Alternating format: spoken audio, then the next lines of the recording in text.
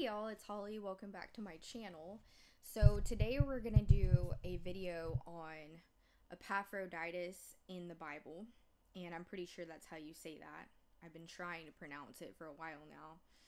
So this is going to be kind of like a mental and emotional health and wellness type of video. I know I haven't done one of these in a while. For that, I'm sorry. Honestly, I've been trying to come up with a good idea and also have, a few minutes to myself that I can film the video. So that's why it has taken me so long to do this one. But I am still definitely going to continue doing the mental and emotional health and well-being videos as well as the homeschool content. And I know I've been doing kind of a lot of like health and beauty type content lately, but I am still doing those types of content as well with the shorts and with the nature and with everything else. So just hang in there because I will still continually, regularly upload these types of videos. So, we're talking about Epaphroditus, and so let's first read a little bit about him. So, on the Wikipedia, we're going to read, or actually we're not going to do, we'll do the Wikipedia first.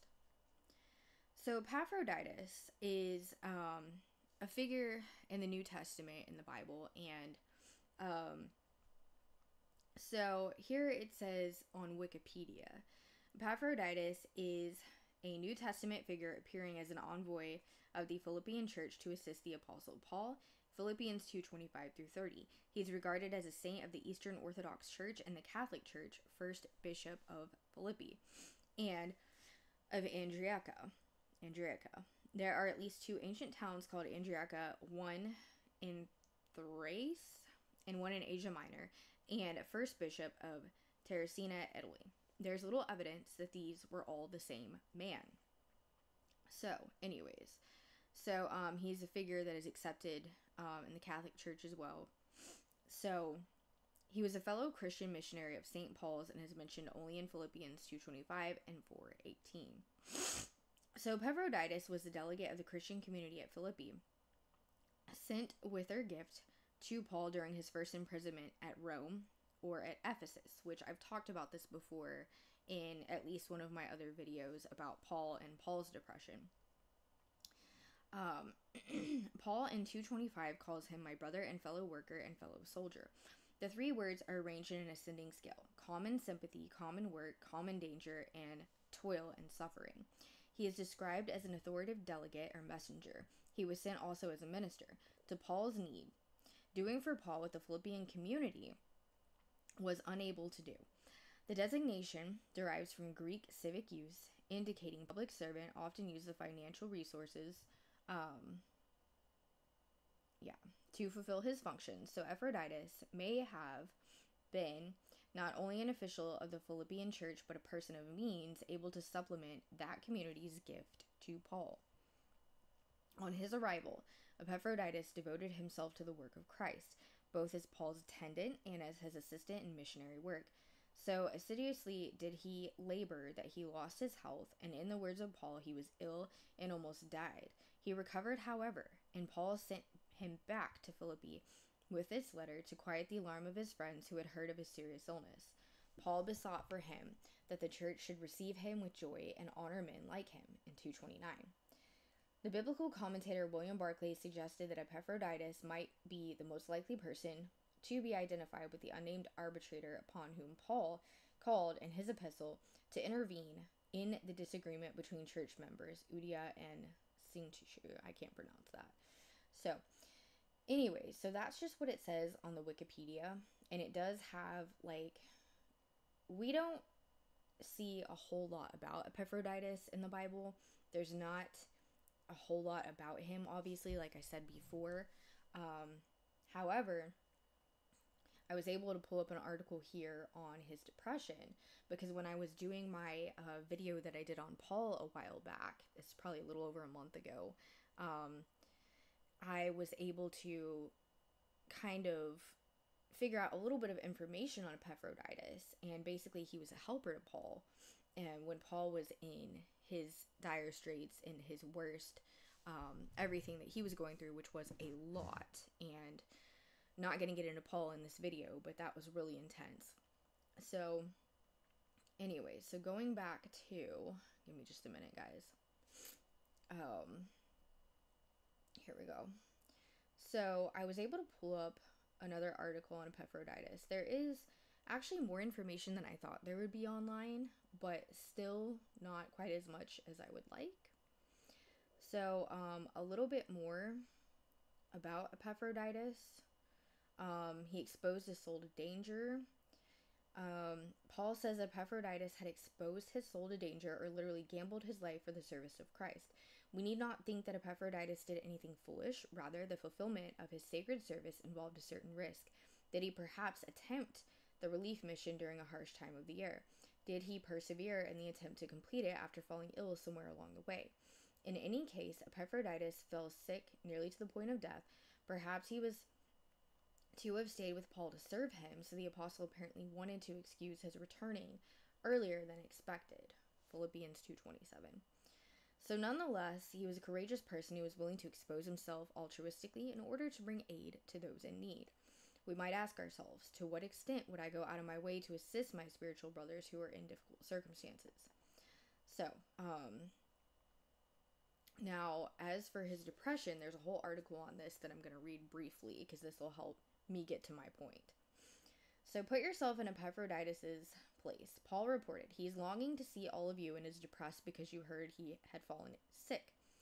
Epaphroditus knew that his brothers in his congregation were aware that he was ill and had not been able to assist Paul in the way he'd hoped. In fact, it might seem that Epaphroditus had created more worries for Paul. Did physician Luke, Paul's companion, have to neglect other matters to take care of Epaphroditus? Likely as a consequence, Epaphroditus became depressed. Perhaps he imagined that brothers in his congregation were considering him incompetent. Maybe he was feeling guilty and was longing to see them to reassure them of his faithfulness. Paul used a very strong Greek word, ademonio, to be depressed, to describe Epaphroditus' condition. According to scholar J.B. Lightfoot, this word can indicate the confused, restless, half-distracted state which is produced by physical derangement or by mental distress, as grief, shame, disappointment, etc. The only other use of this word in Greek scriptures relates to Jesus' acute agony in the Garden of Gethsemane, which is in Matthew 26:37.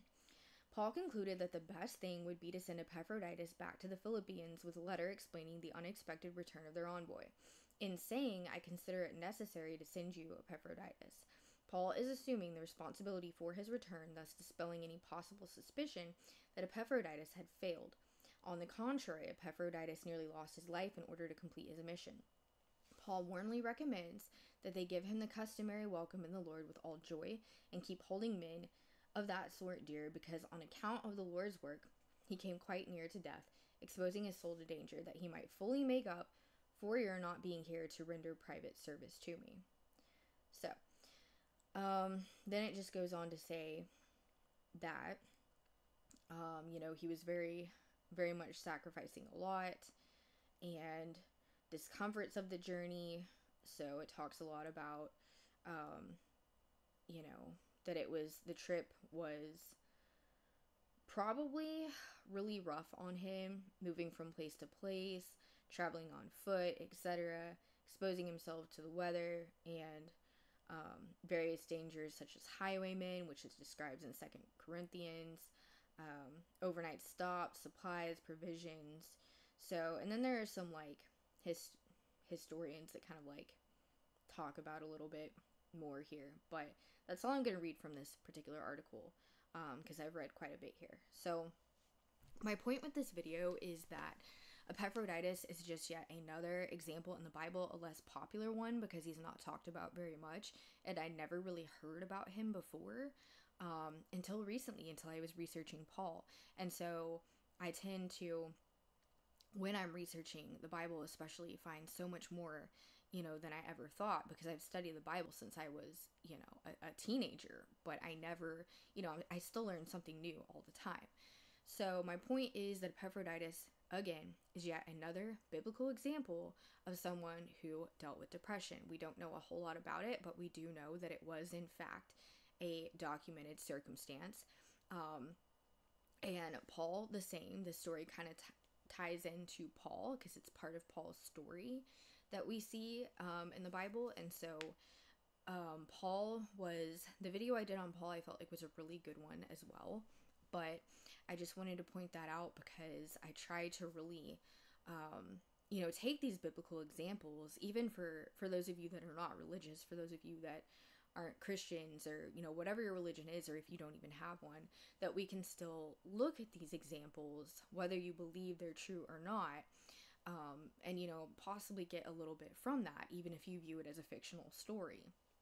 And so, I personally believe that the Bible should not be taken literally word for word, but I do believe there's a lot of truth in it and a lot of history in it, and I do believe most of what it says. But again, not that it should be taken literally word for word, because language has changed so much and there's so much translation that has gone on. However, I do feel like this is a good, powerful example, and I felt like it was worth mentioning. And I'm just going to go over to say, like I have in so many of my other videos, that depression, anxiety, PTSD, and all things of the like are highly documented in the Bible. There are countless examples in the Bible of these occurring. And like I always like to say, society likes to really, put a stigma on mental and emotional wellness, and, call it mental illness and call it, being unwell, when in reality, most of what's happening is just simply your reaction to certain circumstances.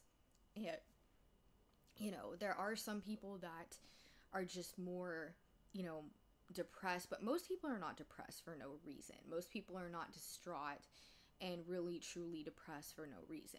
I mean, it can happen, but it's not really very common. Usually there is a trigger and there's something, especially life events. And so again, I just want to I just want to reiterate that these examples are really important for us to look at when we're dealing with rough times, and important to look at the fact that this was happening all these thousands and thousands of years ago, and that this is nothing new, and this is something that everybody will deal with at some point in their life, be it depression, anxiety, PTSD, seasonal affective, things like that, seasonal depression. So with that being said, I really hope this video helps. Again, this is just an example to recap. That's all I'm really going to say about it.